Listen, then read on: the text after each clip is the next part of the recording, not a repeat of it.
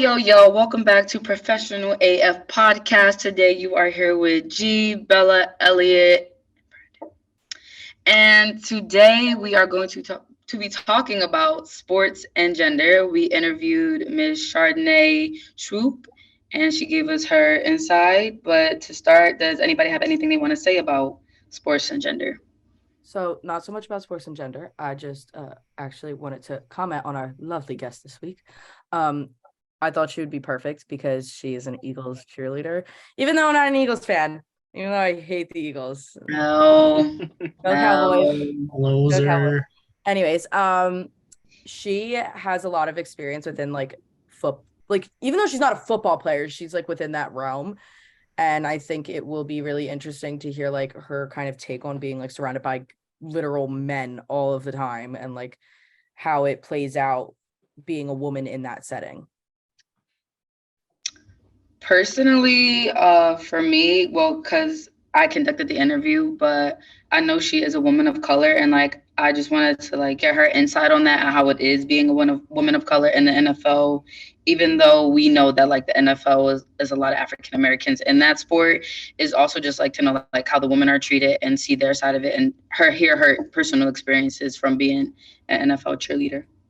Yeah, for sure. I think having her not only be a woman but a woman of color, like you mentioned, makes it even more powerful and brings like a whole other argument and discussion into play. But she honestly is just one of the best people I ever met, so it's kind of cool that we get to interview her and hear her take on things. But let's talk about gender in sports specifically. Yeah, guys, what y'all got to say? How y'all feel about that? Yeah, the women are really taking over here. It's right. As I volunteer Elliott first. All right, yeah. I think in recent years it's been cool to see women's sports heating up. Obviously it's still like a big topic. People talk about WNBA and equal pay and things like that. But at least at TCNJ, right? Like our women's soccer team, banging. Our women's field hockey team, banging. And it's just really cool to see them be so successful.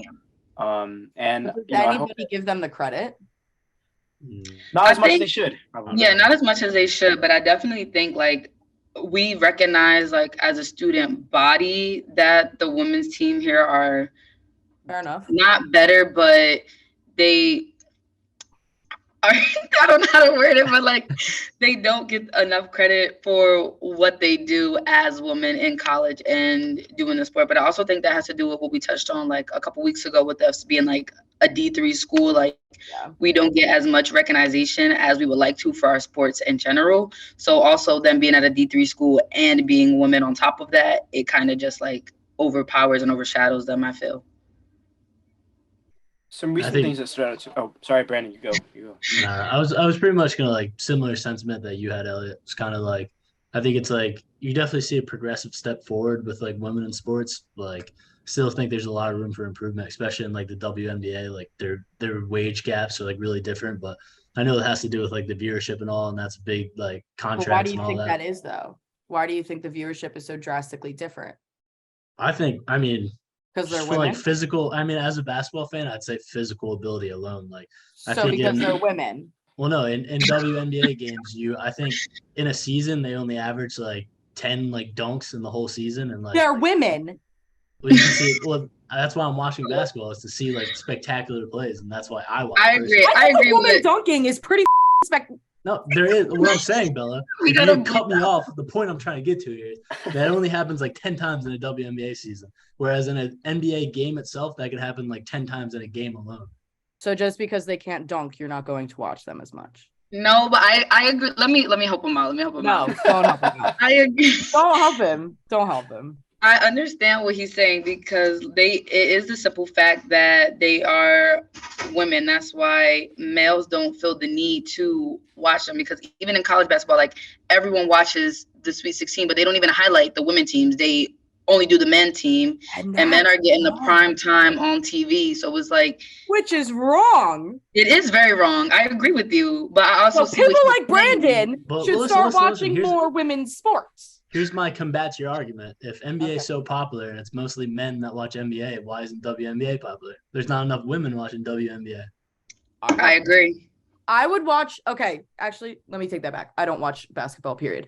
But if I was to watch basketball, you are as likely to see me watching men as you are to see me watching women, because I would watch women too. Like Personally, soccer, I love women's soccer. I think it's interesting. Women's basketball games too are just also like slow. From personally like watching and like managing, like I've managed male basketball. You are letting our gender down. I know, and I'm so It's sorry, just a fact, but it's like think facts right now. Yeah, it's just like women's basketball game from personally watching, they are very, very slow. Whereas for men, it's just like boom, boom, boom, boom, boom. Like there's always something happening rather than women, but women are also we're a little bit brighter on the spectrum. So we're smarter. We take more time to think out our moves. But I see what Brandon is saying. Sorry, Elliott. I looked up something that said that the WNBA and the NBA are like linked organizations. I don't know if the NBA owns the WNBA, but I know they helped establish it. And so I think, part of the problem is like people talk about, oh, well, WNBA doesn't get as much viewership, so they shouldn't get paid as much. But I also think that like the organizations that control that don't try as hard as they could to help the WNBA get more viewership. Like for one thing, right? They don't get the primetime games. Talk about it, Elliott. Try harder to find them. And I think there's also like in terms of promotional stuff, they don't promote the WNBA as much. It's been getting better, right? Like in recent 2K games, you can play as WNBA players as well. They now like that over when in quarantine they did like the horse contest and they had WNBA players in there. In Space Jam, the new one, they had WNBA players, but they could still do more to promote them. People have talked about like, maybe making changes to the game to like, okay, if there aren't going to be as many dunks, maybe like lowering the hoops so there can be more dunks, or maybe like making new rule changes so other kinds of things that can happen that are exciting that you don't get in NBA to give it like some value. But I think like, if they're going to say, oh, we want the WNBA to be like equally important, they have to actually give it the same treatment. So one thing I was thinking about is like, we talked in our first episode about sports gambling, right? Yeah. When you gamble in sports, you usually gamble on men's sports. But what if you didn't watch that podcast, go watch it. True. It's a really good one. But what if they made it so you're also like super important to gamble on women's sports as well? Because I think if you start with the gambling, if people can make money off women's sports, they're gonna watch it because they want to see them making money. I don't know how I feel about people making money off of women. That just doesn't. Well, in the sports aspect, I understand your point. And Elliott, I like this little partnership we have going right now. Because I feel like it's me and B again. Elliott just popped off there, honestly. That's the biggest tangent Elliott's ever went on. Okay, but I wanted to say, to Elliott's point about women getting paid less, WNBA players getting paid significantly less than any male NBA player, they are probably working just as hard as the men and making so much less. And it's all because they're women. Can anybody disagree? Very true. No, anybody disagree? No, we all agree. That's not just like, even though this topic is sports and like gender, but that's not just like sports alone. Like that's still like that's just all across the board. The average dollar that a male makes, a woman's not making as much. We also live in just like, you have to remember, like in a male dominated world, like men are seen as I was about to curse, call myself guys, so proud. Men are seen as like the dominant feature, I guess you could say, like of the world. So it was like women are always going to be second to men, and that's possible. I don't know. I've been trying to figure that out. How is that possible when a woman like Beyonce walks the earth? You're going to tell me a single man that walks the face of this earth is better and more superior than her? Sorry. I mean, that's a whole history lesson in of itself. It's to try to figure out how we got here, So basically, Beyonce rocks. Let's watch the interview. All right. Okay. Well, y'all heard it here first. Beyonce rocks. Does anybody have anything else they want to add before we get into the interview? I say let's go for it. Let's get it.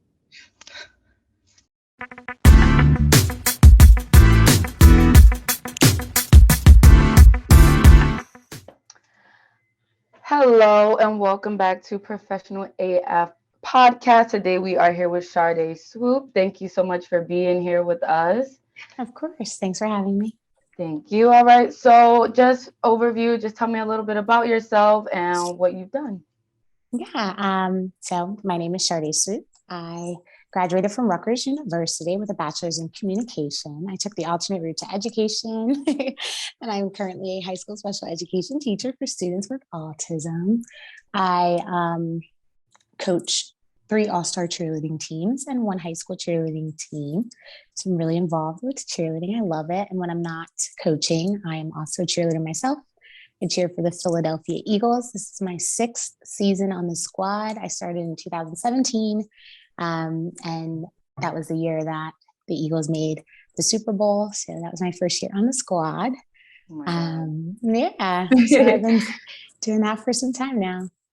Oh, good. So I'm a communications major, so Yay. good, because I want to go into like sports. I want to do multimedia management and stuff like that. So I'm really happy that I got to do this interview with you. So thank you once again. Of course. So you talked about your career path and everything. So did you always want to be a coach, or was it like teaching first and then coach second? So oddly enough, like I actually did not want to be a teacher. I wanted to be a news anchor. Like that was my biggest dream and something I really wanted to do. And then I noticed that the high school that I went to, there was a cheerleading coach there. She was new. So I like reached out to her and was like, hey, I'm like here to help if you need anything. I attended here. I graduated from here. And she was like, oh my God, I would love to have you. So then I started to coach with her. But at that time you needed like a substitute certification. So I did get that. And I wasn't into my career yet doing communication or anything like that. I was actually going back for my master's. So I was going to try and do that. And I was working at MAC Cosmetics in the Cherry Hill Mall. And I was like, okay, well, I guess when I'm not doing that, I could substitute teach. Like, why not? So I started doing that. And then I had the opportunity to have a long-term sub position. And I was like, oh, I don't know, because I wasn't going to school to be a teacher. Like, I don't know if that's something I wanted to do. But of course I said yes. And had freshman English. And I know, so I was like very nervous. And I do like writing, of course, being a communication major and stuff like that. So English was my strong suit. And did that. And I like fell in love with the freshman English class. And I was like, my mom was a teacher. So I was like, maybe I can actually do this. So then I went back and did the alternate route to education. And then I started substitute teaching for the autistic program that's in our high school and fell in love. So that led me to being a high school special education teacher. So you're like a local, like in the South Jersey area. Like, did you grow up in South Jersey? Yep. I grew up in like the Willingboro, West Hampton area. I went to Rancocas Valley Regional High School. Okay, because I'm from South Jersey, so I live in Ventnor, so like I just tell everybody AC, but like when you started mentioning like Cherry Hill and everything, I was like, oh, she's a South Jersey girl. Yes, I am.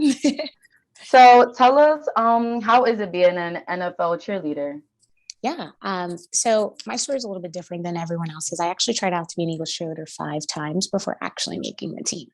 So I actually started at Rutgers. It was like my first year my senior year, I was like, okay, I think I can do this. And I went out for it. And that year I definitely wasn't ready. Like I thought I was, but I wasn't ready.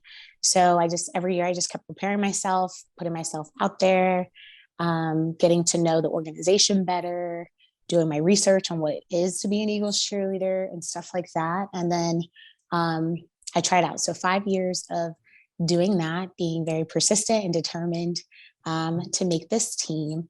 And being on this team is so amazing. The amount of accomplishments I have achieved by being an Eagles cheerleader, the amount of opportunities that I don't think I would have ever gotten if I wasn't an Eagles cheerleader, is amazing. The amount of community service and community outreach that the organization does is something that you really don't get to see like on the field or things like that. Like it's all the things that happen off the field that make this organization so special. And being an Eagles cheerleader, probably one of the most rewarding jobs that I could have. That's really good. So what is it like being a woman and being a Black woman, be it like working in the NFL and for the Eagles franchise? That's a really good question. So being a woman, of course, in a male-dominated sport always seems to be like a little bit scary, or maybe it could be challenging. but the way that the organization includes us as cheerleaders, or female cheerleaders at the time when I first started the team, it's never been short. I've never felt slighted or felt different because I was a woman. And then being, of course, a woman of color, it's actually very nice to see the appreciation that the organization has. There's no separation between the two. And you get to do these junior cheer clinics where you have these little girls who are also like looking up to you as a role model, and being like, I could be that girl. Like it's really rewarding in that sense. I wouldn't necessarily say there's any challenges when it comes to this part, being a cheerleader in the NFL and or woman cheerleader in the NFL. Yeah. When it comes to that, I also find it very nice that it's been like more recent with having female refs in the NFL, like Sarah Thomas, and I think her name is Mia Shaka. She is also a woman of color who is an NFL, like she's a ref for the NFL. And I think it's awesome that it's incorporating that. And our team right now, we currently have 2 males on our team. So it's nice. It's pretty diverse. Not every organization does that or has that. So it's nice to have a little bit of both. Yeah. And then you're still on the team, right? You're still in English cheerleader? Yeah, I'm currently in cheerleader. Yeah. So how is like, do you apply like your coaching that you get to, do you still coach all-star teams or? Mm-hmm. Okay, yeah. So how do you apply like what you learned from you being coached to your team that you coach? Yeah. So I always say to my girls too, like, because I guess, I don't know, I feel like high schoolers sometimes are like, you didn't go through this. I'm like, I was a high schooler once too. Yeah. So when I am on the field and being coached by our choreographer for the Philadelphia Eagles, I take some of her like practices and I apply it to my team, the organization that I've learned from being at the professional level. I hold my now athletes to that same expectation. So it's nice. You get to incorporate things that you learn and just implement them there. So I feel like I've learned a lot and I've grown my teams, especially from being an athlete. And I understand both sides. So I feel like that helps a lot. Yeah. And just going off of that, like you obviously are around a bunch of different cheer teams. So just in your professional career, do you get to talk to the other cheerleaders from the other NFL teams? And if so, like, how is it different from your position and then like versus their position? Yeah. Well, their team wise. Right. Yeah. So I actually had the honor of being selected as the Pro Bowl cheerleader for 2022. So Congrats. in February, thank you. So in February, I went to Las Vegas where we did the Pro Bowl. And what that is they end up picking one cheerleader from all the organizations. And they all meet and we all perform this huge event and participate in all the activities and things like that. So I got to meet all the other cheerleaders that are in the NFL and learn a lot about them, what they do in their organization. So yes, every organization is different. And some of the things, for example, is like we have a cap year. It's 6 years for our team. Some teams don't have a cap year. Some teams are smaller. They have 4 years is like their cap year of how many years you can be on the team. So learning that, how other practices work, things like that. Like we practice every Tuesday and Wednesday. Some organizations do it on weekends too. Like it's cool. So you get to learn about each organization. And I feel like it gives more appreciation too sometimes for your organization. Because, you know, like you're always seeing like things on TV and maybe you're like trying to compare yourself to that. But I feel like every organization is unique to them. And each cheer team is different. And I feel like they all fit for their environment and their organization. Does what works for them. Mm-hmm. So do you ever feel like, you know, I'm also a Philadelphia native. So like, I know our team, we're ripping right now. We're doing good. Yes, but like, I know our team is like often looked down upon. So do you feel like sometimes as like a cheerleader in that aspect, like you're looked down upon because of your team, or like, do you have to hear like that kind of banter as well? Or is it like completely separate? Well, the best thing about that, I would say, is educating people.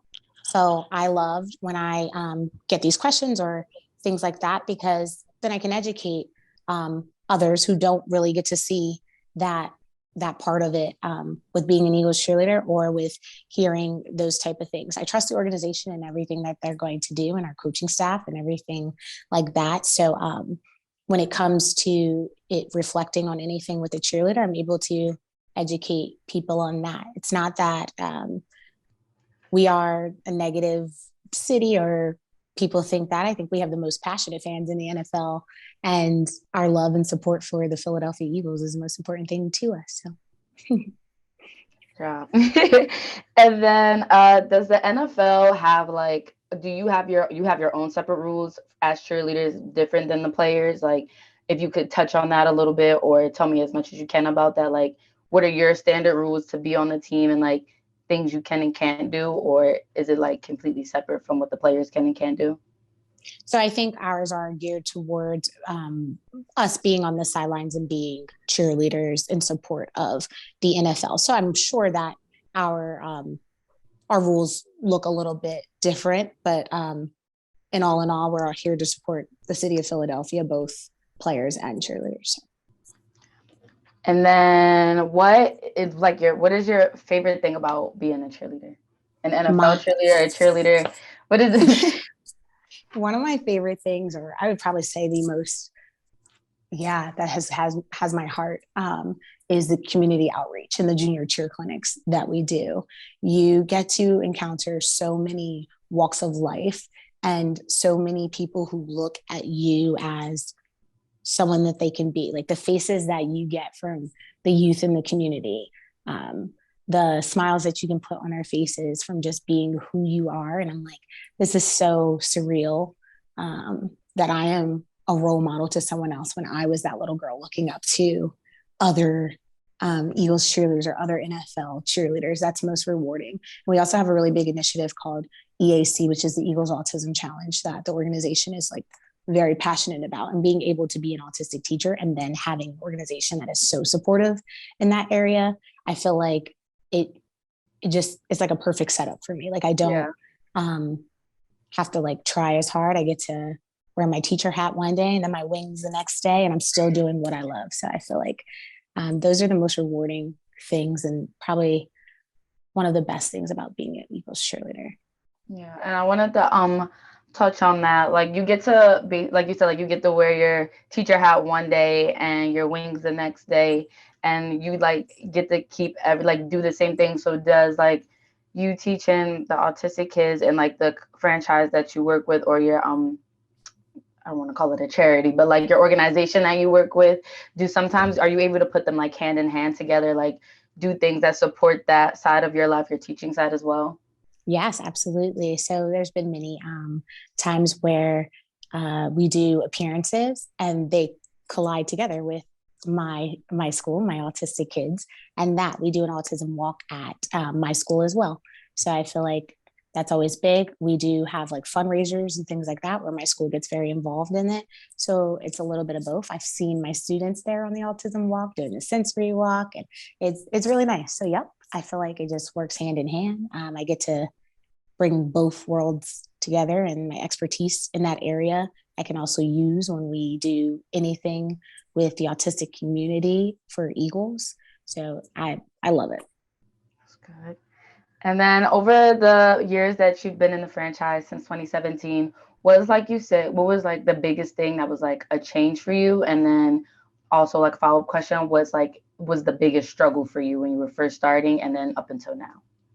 So one of the biggest changes, I think, overall with the organization, which I find to be very, very amazing, is that they started to recognize Spanish Heritage Month.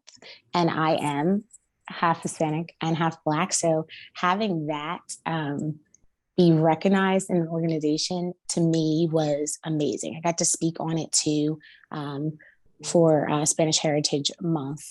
We did a dance that was Latin inspired. And it was really awesome to see that the organization is expanding in that area.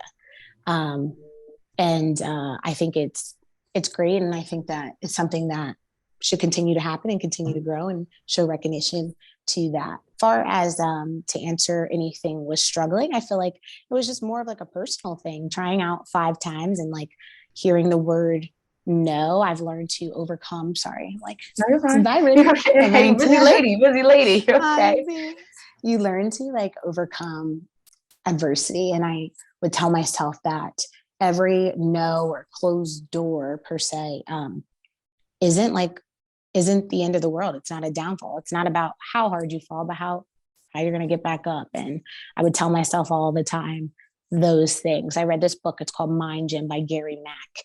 And I encourage all my athletes to read it. I read it every year that I tried out, and it kind of changes your mindset and makes you think about things a little bit differently. And I feel like it was one of the reasons that I was able to make the cheerleading team, because I was able to change that mindset that just because you hear no, it doesn't mean that that's it. If there's something that you want in life, you go after it. So the biggest struggle was more so changing my mindset that I can achieve any goal that I want to. I just have to put my mind to it. So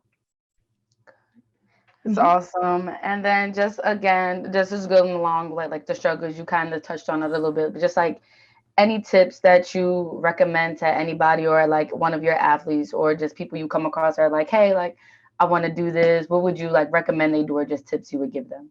Yeah. My biggest tip, and I always say this every year, is one, dream big.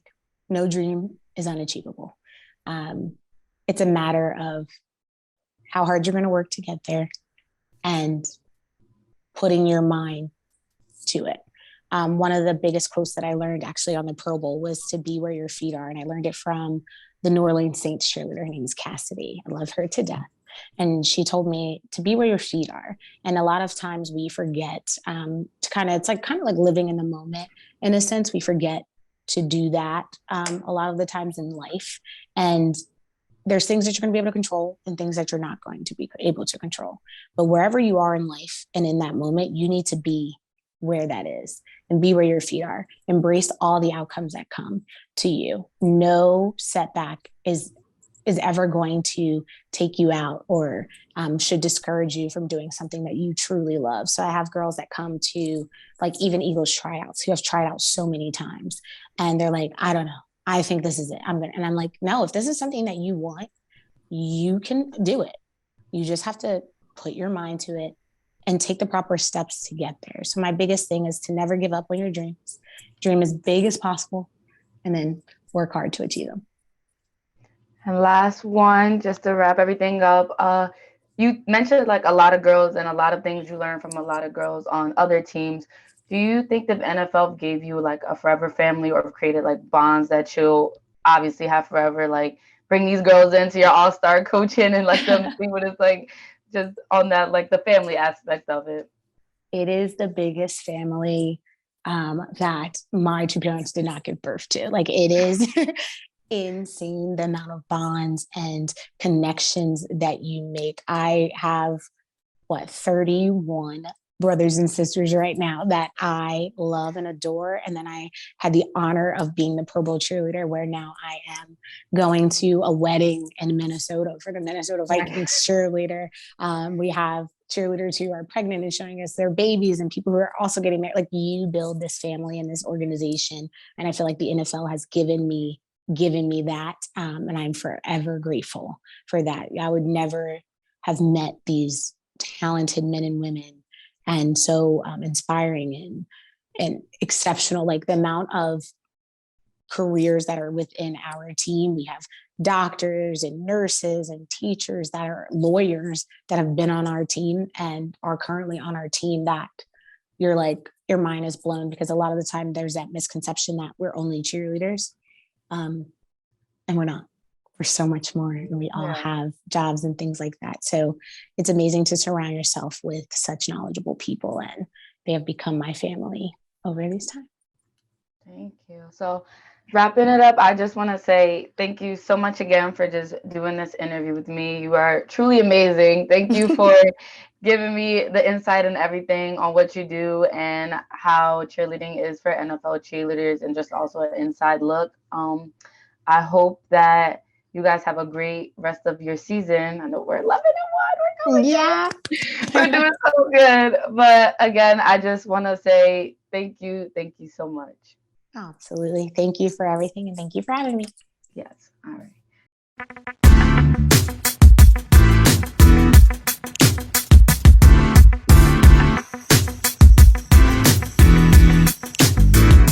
All right. So after watching the interview and hearing things that Ms. Shardae had to say, what is everyone's thoughts? How's everyone feeling?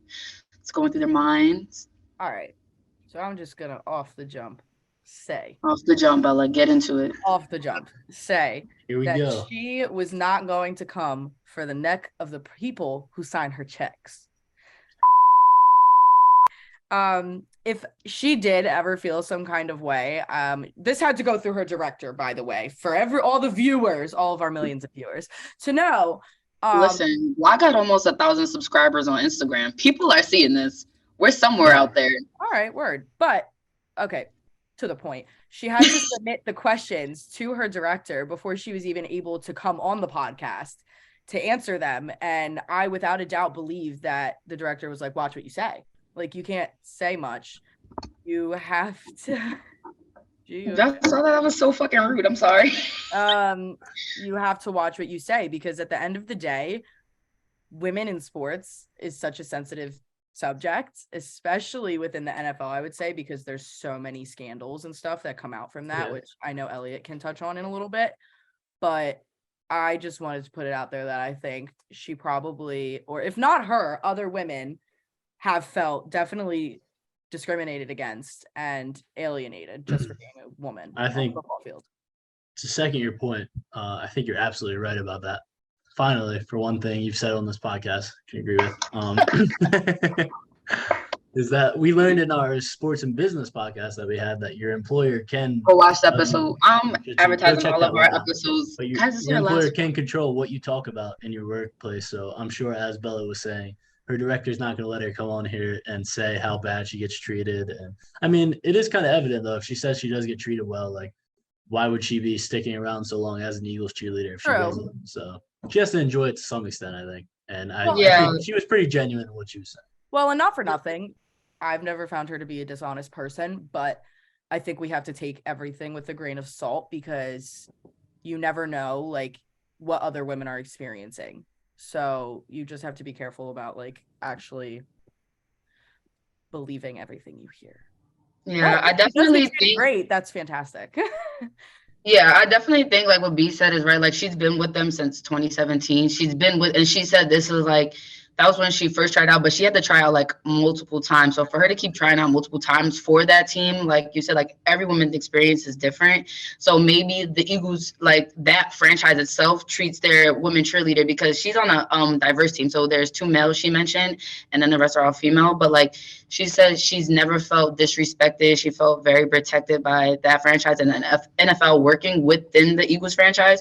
But like you said, Bella, every woman's experience is different. So just because hers is hippie happy doodah, another woman's could be like, oh my God, like this is not for me. I can't do this. And to Elliott. Yeah. I mean, it is true, like you said, that, you know, different teams kind of run their cheerleaders slightly different. So it very well could be that, you know, she has had the good fortune of being on a good team with a good organization that's really looking out for her.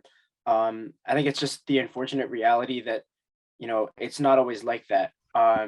Take, for example, Washington with the owner, Dan Snyder. There's been so many like controversies. I pulled up a couple articles here. This one from Bleacher Report was from 2020. And it's talking about a report from the Washington Post where there was a former cheerleader for the team, Tiffany Skirby, who said one time at a charity event in 2004, Dan Snyder, the owner, had and I'm reading this word for word now, had motioned to Anthony Roberts, a friend of his and an ophthalmologist for the team. Skirby said Snyder suggested she and Roberts should go upstairs and get to know each other better at a hotel room he had at the Washington Hilton. End quote. So it goes on to talk about how there were like allegations of old like promo videos that they made that they took like extra footage and gave it to like the higher ups privately that like had a lot of really questionable shots. So, you know, unfortunately, there's just, you know, more and more examples of things like this. And maybe it's just that organization, right? Like Washington is a team that has had a lot of controversies about all kinds of things. But I think there's definitely a dark side to the like NFL cheerleading world. And it's really a shame that we have to hear stuff like this. So I don't know what you guys' thoughts on that. A lot to take in. It's just like crazy because it's like so much stuff can happen, like it like happens behind closed doors, and like it could literally never get out. And then like we've learned before, like in class, like when we were sorry to bring it up, but going over like the domestic abuse things, but with the players and stuff, like if it's not recorded, it literally never happened. And that kind of just how it is. So it's like you have multiple women, you have all these teams, and like we said before, like a whole, like it could just be different for everyone. So like we still don't even know about like other women even on that team. Like her experience for the Eagles could be great, but there's also still like 30, a couple more girls like on the Eagles team that we don't know like what's happening behind closed doors. And like I said, like if it's not on video with anything like regards to like professional sports, it literally never happened. Mm-hmm. Which is scary to think about, because she mentioned like little girls coming in and like, because they do like a junior camp where like little girls come in and they teach them the skills that they learn and stuff. And they're like, we have all these little girls looking up to us and stuff, but it's like, what's going on behind closed doors? Yeah. And you know, back when the Me Too movement was kind of like starting to take place, a big point that everyone emphasized is like we're hearing these like, you know, stories, these women coming out and talking, but there's always the women who don't come forth, the women who can't say anything. Like there's the stories you don't hear. And you know, I think that's the scary part, that whatever we know about, there's potentially stuff we don't know about too. And that being said, you know, with Shardae, who seems to have had a very good experience, which is great. Yeah, that's great. Like if she's someone who has been able to have this 5-year career now as a cheerleader. Yeah, she said she genuinely loves what she does. Like her experience has been amazing for her. Like she's an autistic teacher on the side, she mentioned. So like she loves that the Eagles has organization that works with kids with autism, and that she said, quote her, she can put her teacher hat on one day and then wear her Eagles wings the next day, but also combine the two things that she loves the most. So back to you. Yeah. And you know, if she's been able to have that good experience, like that's really good. And hopefully as time passes, more and more people will be able to say like, yeah, my experience has been really, really good. I agree. And not for nothing, she does, like, beyond being just an Eagles cheerleader, she was my high school coach. That's why like we were able to get her. She loves the sport itself, and she just loves like dance and cheer and all that good stuff. So I mean, I'm happy that she's having a good time. Happy it's a good experience. She genuinely was the sweetest person ever. Like she got on the interview, she was bubbly, cheery. She was genuinely the sweetest person ever. And I like personally, just from like talking to her, I don't think like her experience has been bad at all. But like you said, Elliott, you still have those women that don't come out, that don't express or tell their side of the story, or tell what's happening to them. So just even like out of the NFL and sports thing, like women all over need to be protected. So like over every workforce, and it's, you just protect your women, guys. And on that note, thank you guys so much for tuning in for the past month,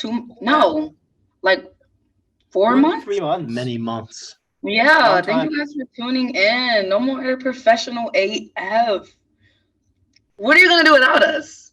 I'd be bored. I'm gonna be bored. What are you guys gonna do? It's been a blast. I'm gonna come watch all of our old videos and be like, wow, I used to have to see them every week. But all seriousness, it's been a blast, kids. Yeah, thank you guys for being a great group. Wouldn't have wanted to do it with anyone else. Except maybe not Brandon. Anyway. Maybe not Brandon. Thankful for my co-hosts, specifically Elliott and G. Been some great ones. I've had some feuds with another podcast member. Hopefully we can work to improve our relationship beyond this podcast. No, that's for the behind the Brandon. scenes. I guys. said his name. Brandon. Yeah, if you guys don't know, that's Brandon. He's been And here every podcast. We love Maybe. Brandon. We love Brandon. You might not have noticed him before. All right. All right, guys, signing off one last time. Professional AF out. We're finished. We're out.